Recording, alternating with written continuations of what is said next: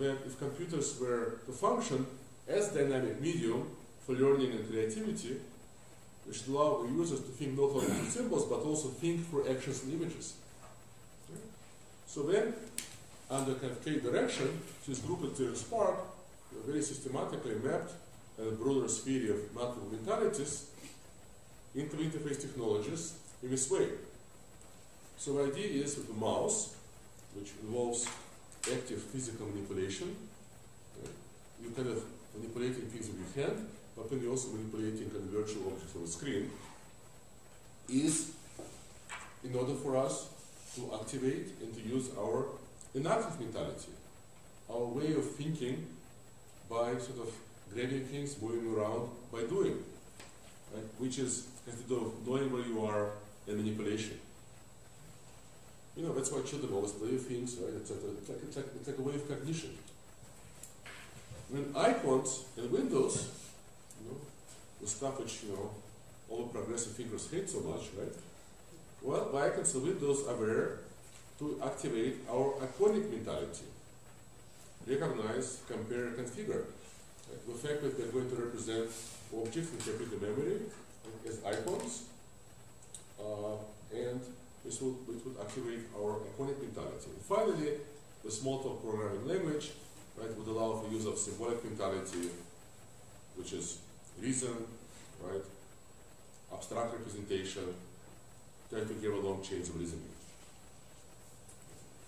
Now, I think this is, now what happens, I think, you know, what actually happens in how we use the interface is that all these different mentalities and a constant set of interplay. So you use a mouse to move around the screen, as well as the physical space, and you point at screen objects. Right? All objects are presented by visual icons.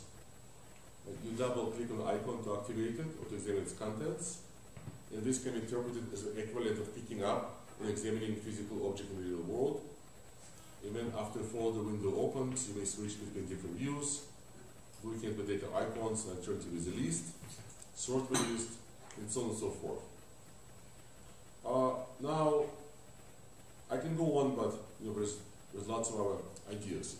Okay, so I don't know what is the kind of current state of the art in cognitive science about this idea, but it does seem that this idea of multiple mentalities have, for work of Howard Gardner and others, have received further elaboration.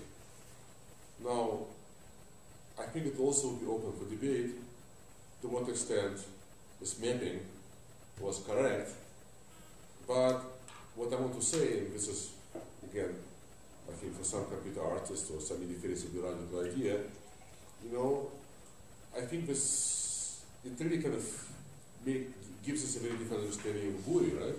So GUI is not this way to kind of imprison the users and to kind of hide the real power of computer, i.e. programming, in this kind of commercial kind of media.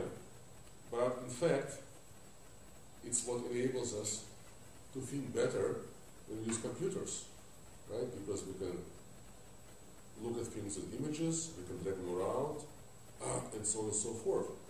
So we don't know, right, if this theory is correct. We don't know if, let's say, Alan his team interpretation of theory, right, the way we mapped it onto a particular interface modality is correct, but at least it's very useful to know that was the thinking behind this design. So finally, I want to maybe just make actually 2 more points, and then we have some nice time for discussion, maybe kind of summing up. So the 2 points are a little bit zooming out from what we discussed today and yesterday. So to go back to McLuhan, and also to lots of other people who expressed the same idea. So I don't think it really belongs to anybody in particular. It's according to kind of a very common idea when new media were invented, right, by human beings.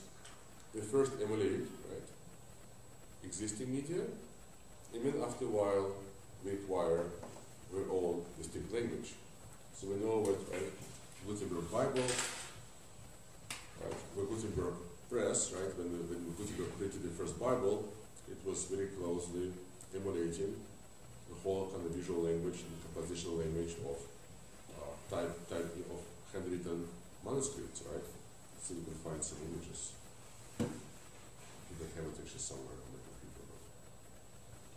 I mean, you guys know that, but it's kind of fun to look at this because it's actually much more sort of, yeah, I mean, basically, here it is, right? Let's try to find something bigger. Try to find, yeah, I have it actually somewhere here.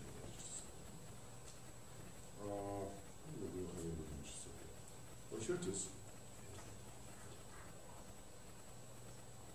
And then, of course, you know, people also said about, you know, when the film medium appears, it first emulates theater or vaudeville, so there's no editing. Oh, sorry guys, sorry. Right. There's no editing, and you know, the actors appear, right, in the same way as we appear in the theater, right? We come into a kind of screen frame from left to right, we confront the audience, we look at the audience, and then they disappear also as well as a kind of stage. And then, you know, as in fact, you saw in one of my sort of graphs, between 1905 and 1917, there was development of what becomes a kind of modern, so-called classical film language based on editing, based on multiple points of view, so film developed its own language. Well, what will happen if we apply this idea to a computer? So if a computer was simply another media in the history of human media or communication technologies, we would expect that something else would happen, right? So people had a computer in the 1940s, and then after a few decades, it acquires its own language. However, I think this idea is not going to work. Why? Because the computer is, I think, a fundamentally different machine. Because if you remember, right, the definition, the mathematical and conceptual definition of computer by Alan Turing, I think circa about 1936, is that computer is this universal machine which can simulate not every possible machine, right, because Turing kind of proves it, but it can simulate a very large class of our machines. Which means that by its very definition, computer has no identity, right? It's a universal simulation machine. And then I think the generation of Ivan Sutherland, you know, Alan Kay, Engelbart, they kind of maybe add to this idea by turning computer into a universal kind of media simulation machine, right? A machine which simulates our media, but also allows us to create new ones. So that's why I think, even though on the one hand, there are obviously lots of constraints in the history of computer media, right?